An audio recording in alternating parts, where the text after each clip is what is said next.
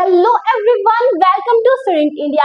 आई am Yashvi Chauhan और आज हम यहाँ पर इस वीडियो के अंदर पढ़ने वाले हैं डाइजेस्टिव सिस्टम। तो सबसे पहले जान लेते हैं कि डाइजेस्टिव सिस्टम को हिंदी में क्या कहते हैं। इसे हम कहते हैं पाचन तंत्र या फिर पाचन संस्थान। तो डाइजेस्टिव सिस्टम में जानते हैं डाइजेशन क्या होता है। डाइजेशन मतलब conversion of complex food into simple absorbable form, मतलब कॉम्प्लेक्स फूड को एकदम सिंपल फॉर्म में कन्वर्ट कर देना क्या कहलाता है, डाइजेशन। डाइजेशन को हिंदी में कहते हैं पाचन। ठीक है, डाइजेशन का मतलब हुआ कि कॉम्प्लेक्स फूड कैसा होता है कि भाई यौगिक भोजन को एक सिंपल सादी फॉर्म में कन्वर्ट करना, बदलना, जो भी होता है वो क्या होता है, पाचन कहलाता है हमारा। तो सर एग्जाम्पल देख लेते हैं, जैसे कि मैं यहाँ लिख देती हूँ। फॉर एग्जाम्पल, हमने प्रोटीन को कन्वर्ट किया with the help of enzymes, किस में, अमीनो एसिड्स में। और जैसे कि मान लीजिए हमने फैट्स को कन्वर्ट किया फैटी एसिड्स या फिर ग्लिसरॉल में, या हम इसे फैटी एसिड बोल देंगे, ग्लिसरॉल बोल देंगे, कुछ भी बोल सकते हैं। हमने फिर क्या, कार्बोहाइड्रेट्स को कन्वर्ट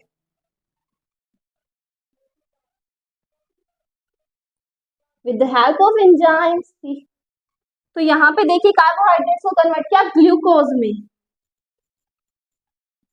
ठीक है, प्रोटीन को अमीनो एसिड्स में, फैट को फैटी एसिड्स में, कार्बोहाइड्रेट को ग्लूकोज में। अब यहाँ हमें कन्वर्ट करना क्यों पड़ रहा है, हम प्रोटीन को अमीनो एसिड में, फैट को फैटी एसिड में और कार्बोहाइड्रेट को ग्लूकोज में ही कन्वर्ट क्यों कर रहे हैं, क्यों कन्वर्ट करना पड़ रहा है हमें, क्यों इन्हें सिंपल फॉर्म में बदलना पड़ रहा है हमें। तो इसका रीजन है क्योंकि हमारी बॉडी को काम करने के लिए एनर्जी की जरूरत होती है। क्या कहा मैंने, हमारी बॉडी को काम करने के लिए एनर्जी की जरूरत होती है। और एनर्जी हमें किससे मिलेगी, जब हमारे खाने का डाइजेशन होगा, जब हमारा खाना पच जाएगा, वो अब्जॉर्ब हो जाएगा, तो हमारी बॉडी को एनर्जी मिलेगी, एटीपी मिलेगी, जिससे हम अच्छे से काम कर सकते हैं। तो डाइजेशन क्यों जरूरी है, एनर्जी पाने के लिए, हमारी बॉडी को काम करवाने के लिए, एनर्जी पाने के लिए डाइजेशन की जरूरत होती है। तो आप समझ गए डाइजेशन की जरूरत क्यों होती है। तो अब जान लेते हैं कि हमारा एलिमेंट्री कैनाल, ये मैंने लिखा होता है, इसका मतलब क्या होता है। एलिमेंट्री कैनाल होता है फूड पाइप, इसको हम क्या कहते हैं, फूड पाइप भी कहते हैं। ठीक है, तो एलिमेंट्री कैनाल क्या होती है, फूड पाइप। यहाँ कंप्लीट क्या है, खाना पचाने का जो सिस्टम है, पूरी बॉडी में हमारी जो पाइप है लगी हुई है, ये सारे क्या है, हमारी फूड पाइप है। क्या है, फूड पाइप। ठीक है, तो एलिमेंट्री कैनाल को हम क्या कहते हैं, फूड पाइप। अब एलिमेंट्री कैनाल की हमारी जो लेंथ होती है वो कितनी होती है, 9 मीटर। कितनी होती है, 9 मीटर या फिर 30 फीट। 9 मीटर या फिर 30 फीट। अब ये जो एलिमेंट्री कैनाल है, मुंह से शुरू होती है और एनएस तक खत्म होती है। कहाँ, माउथ से शुरू होती है और एनएस तक खत्म होती है। मुंह से शुरू होती है और गुदा, एनएस को हम क्या कहते हैं हिंदी में, गुदा। ठीक है, तो लेंथ एलिमेंट्री कैनाल की 9 मीटर होती है, 30 फीट होती है। हमने जान लिया एलिमेंट्री कैनाल में कौन कौन से हमारे पार्ट्स होते हैं वो हम जानते हैं। तो एलिमेंट्री कैनाल में क्या क्या होता है, माउथ सबसे पहला पार्ट होगा हमारा, माउथ। हम खाना खाएंगे तो ये जो हमारा, सबसे पहले कहाँ से खाना खाएंगे, मुंह से तो खाएंगे, तो माउथ हमारा फर्स्ट पार्ट हुआ। फिर होता है बकोफेरेंजियल कैविटी, बकोफेरेंजियल कैविटी। ठीक है, नेक्स्ट है ईसोफेगस। ये जान लेते हैं बकोफेरेंजियल कैविटी क्या होती है, हमारी बकल कैविटी और फेरेंक्स को मिला के, दोनों को जोड़ के हम कहते हैं बकोफेरेंजियल कैविटी। फिर आता है ईसोफेगस, क्या होता है, ईसोफेगस। फिर स्टमक, मतलब भोजन कहाँ से, मुंह से, मुंह के बाद हमारा भोजन जाएगा बकोफेरेंजियल कैविटी में, उसके बाद हमारा खाना ईसोफेगस में जाएगा, ईसोफेगस के बाद हमारा खाना स्टमक में जाएगा, क्या, स्टमक, जिसे हम कहते हैं आमाशय। फिर जाता है इंटेस्टाइन में, इंटेस्टाइन 2 होती है, तो सब उसकी जगह स्टमक के बाद जाएगा हमारा स्मॉल इंटेस्टाइन में, और स्मॉल इंटेस्टाइन के बाद लार्ज इंटेस्टाइन में। इनको हिंदी में क्या कहते हैं, छोटी आंत, बड़ी आंत। ये छोटी बस नाम की है, ये वैसे छोटी नहीं है, नाम की छोटी है, बहुत ज्यादा बड़ी लंबाई होती है एलिमेंट्री कैनाल में इसकी। ठीक है, 6 मीटर या 6.5 या फिर 7 मीटर हम कह सकते हैं इसकी क्या होती है लंबाई, जबकि हमारी लार्ज इंटेस्टाइन की ओनली 1.5 मीटर लंबाई होती है।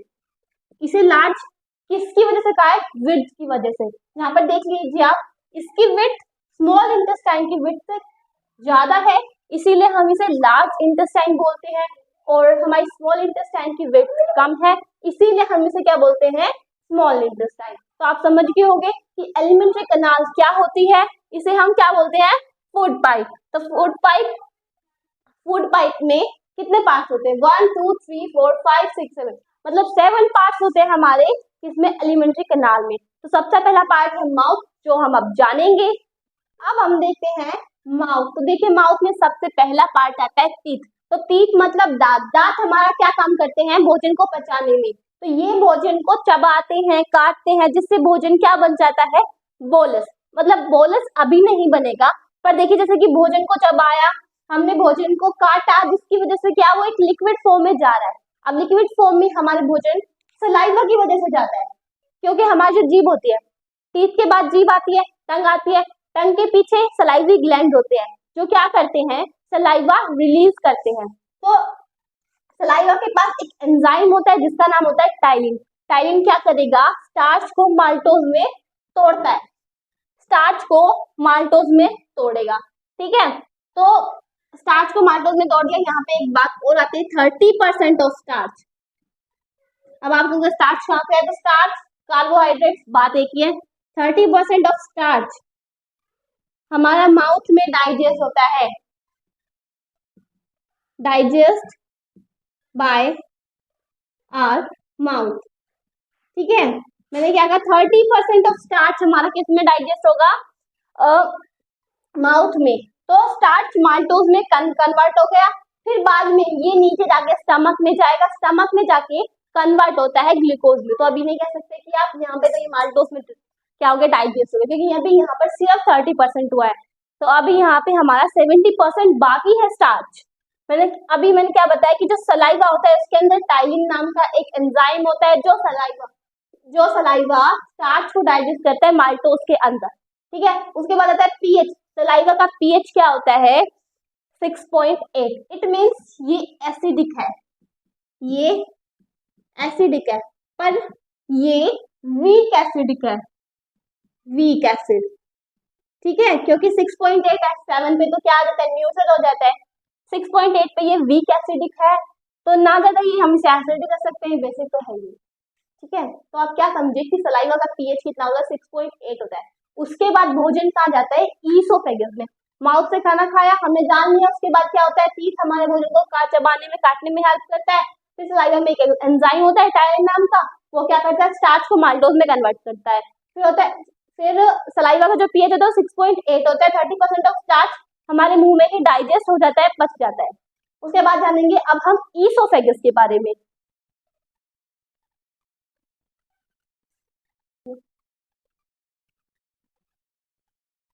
तो फ्रेंड्स अब हम देखते हैं ईसोफेगस के बारे में। तो देखिए यहाँ पे ईसोफेगस के बारे में क्या क्या लिखा हुआ है। तो सबसे पहले देखो ईसोफेगस की लेंथ कितनी होती है। ईसोफेगस की लेंथ होती है 25 सेंटीमीटर। यहाँ पे हमारा जो ईसोफेगस है ये है, ये हमारा क्या है, ईसोफेगस, ठीक है। क्या है, ईसोफेगस। और ईसोफेगस मत बोलना इसको, यहाँ पे ओ साइलेंट है, ये होता है ईसोफेगस। तो फिर आता है पेरिस्टाल्सिस मूवमेंट। पेरिस्टाल्सिस मूवमेंट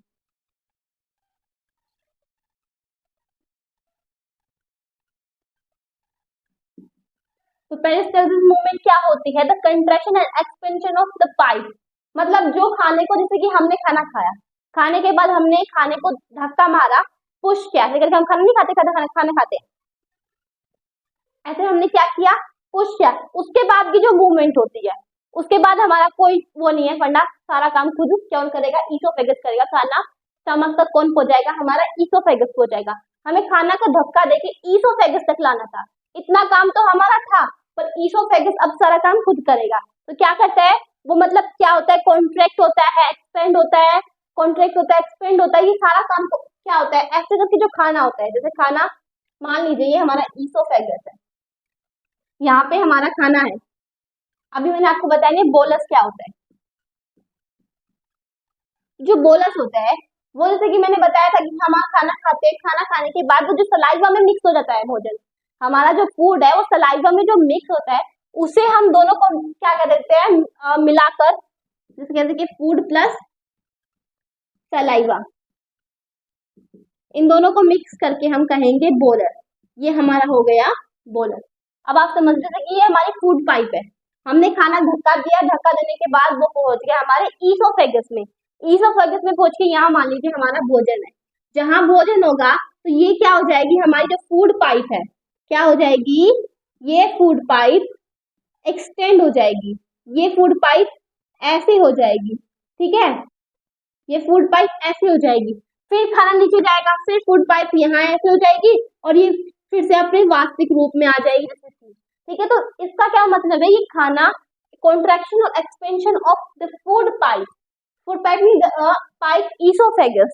तो जो कॉन्ट्रैक्ट हो रही है, एक्सपेंड हो रही है, ये जो मूवमेंट होती है हमारी, खाना ऐसे करके हमारे पूरी कंप्लीट जो गट है इसमें क्या हो रहा है, कॉन्ट्रैक्ट भी हो रहा है, एक्सपेंड भी हो रहा है, कॉन्ट्रैक्ट भी हो रहा है, एक्सपेंड भी हो रहा है, ये कंप्लीट मूवमेंट को हम कहते हैं पेरिस्टाल्सिस मूवमेंट। क्या, पेरिस्टाल्सिस मूवमेंट। समझ गए आप ये क्या था। फिर उसके बाद आता है ईसोफेगस ओपन्स इनटू जे शेप्ड स्टमक। ये हमारा जो जे शेप्ड स्टमक है इसे क्या कहते हैं हम, आमाशय, हिंदी में आमाशय, इंग्लिश में बोलेंगे तो स्टमक, इंग्लिश में बोलेंगे तो क्या बोलेंगे, स्टमक।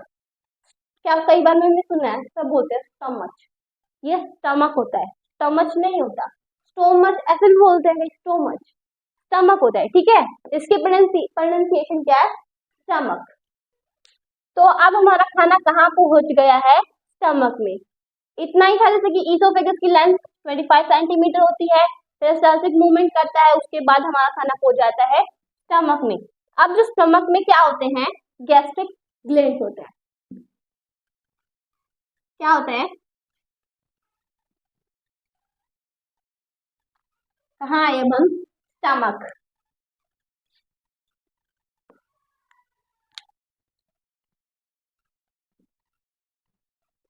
जो स्टमक होता है इसे क्या बोलेंगे हिंदी में, आमाशय। स्टमक के अंदर क्या होते हैं, गैस्ट्रिक ग्लैंड्स होते हैं, वो क्या करते हैं, हमारे खाने को पचाते हैं। जैसे कि हमारा 30% ऑफ स्टार्च कहाँ, हमारे मुंह में पचा था। अब जो स्टमक होता है वो सबसे पहले हमारे प्रोटीन को पचाएगा, मतलब प्रोटीन का पचना स्टमक में शुरू हो जाता है। जैसे हमारा स्टार्च मुंह में पचा था, मुंह में पचना शुरू हुआ था, वही वैसे ही जो स्टमक में हमारा जो प्रोटीन होता है वो पचना शुरू हो जाता है। कंप्लीटली कुछ नहीं पचेगा, प्रोटीन शुरू हो जाता है पचना, मतलब इसका अंत शुरू हो जाता है स्टमक से, समझे। तो जो प्रोटीन होता है वो हमारा कहाँ पचता है, स्टमक के अंदर पचना शुरू हो जाता है। अब जो हमारे स्टमक है इसकी वॉल्स में, ये जो इसकी वॉल्स है इसमें गैस्ट्रिक ग्लैंड्स प्रेजेंट होते हैं। मैंने क्या कहा, गैस्ट्रिक ग्लैंड्स प्रेजेंट होते हैं, ठीक है। मैंने क्या कहा, गैस्ट्रिक ग्लैंड्स, इसमें हमारी जो स्टमक की आमाशय की जो दीवारें हैं उस पे गैस्ट्रिक ग्लैंड्स होते हैं। अब इसमें क्या क्या होता है, pepsin, mucus and HCl hydrochloric acid, समझे, पैप्सिन, म्यूकस, HCl, ये सारे हमारे गैस्ट्रिक ग्लैंड्स में क्या होते हैं, गैस्ट्रिक जूस, इन्हें हम क्या मिक्स करके गैस्ट्रिक जूस कह देते हैं, ठीक है। पैप्सिन का काम क्या होता है, प्रोटीन को डाइजेस्ट करना। फिर आता है म्यूकस, अब म्यूकस को मैं बाद में बताऊंगी। फिर हमारा आता है HCl, HCl क्या होता है, एसिडिक मीडियम होता है भाई, बहुत ज्यादा खतरनाक एसिड होता है, ठीक है, डेंजरस एसिड होता है, बहुत ज्यादा ही स्ट्रॉन्ग एसिड कह दो, बहुत ज्यादा स्ट्रॉन्ग एसिड होता है HCl। तो अब हमारे क्या आमाशय में, पेट में, स्टमक में क्या होता है, एसिड प्रेजेंट होता है HCl। ये एसिडिक मीडियम हमारे भोजन जो है, हमने भोजन खाया वो हमारे स्टमक में गया, स्टमक में HCl के साथ मिक्स हो गया, पैप्सिन के साथ मिक्स हो गया। अब हमारा जो भोजन है, जो जिसे हमने कहा था बोलस, बोलस नहीं कहेंगे, अब इसे हम कहेंगे काइम। अब हमारा भोजन इनमें गैस्ट्रिक जूस में मिक्स होके काइम कहलाएगा। क्या कहलाएगा? काइम। क्या? काइम। ठीक है, तो हमने क्या कहा कि अब काइम बन गया। उसके बाद जो HCl होता है वो एसिडिक होता है, स्ट्रॉन्ग एसिड होता है। तो हमारा जो आमाशय है वो खराब क्यों नहीं होता, पेट खराब क्यों नहीं होता हमारा? तो उसको बचाने के लिए HCl को, जैसे स्टमक को बचाने के लिए हमारे कौन हेल्प करता है? म्यूकस। म्यूकस हेल्प करता है। ठीक है, ये क्या होता है? एक द्रव्य लिक्विड पदार्थ होता है, चिपचिपा सा। तो ये हमारे स्टमक में प्रेजेंट होता है और HCl से हमारी हेल्प करता है। HCl भाई पेट को खराब कर दे, बहुत स्ट्रॉन्ग एसिड है, तो उससे हेल्प कौन करता है? हमारा म्यूकस। समझे? पैप्सिन, म्यूकस और HCl। फिर उसके बाद यहाँ से ये जो हमारा लीवर है, लीवर में ये gall bladder, gall bladder, liver से क्या आएगा?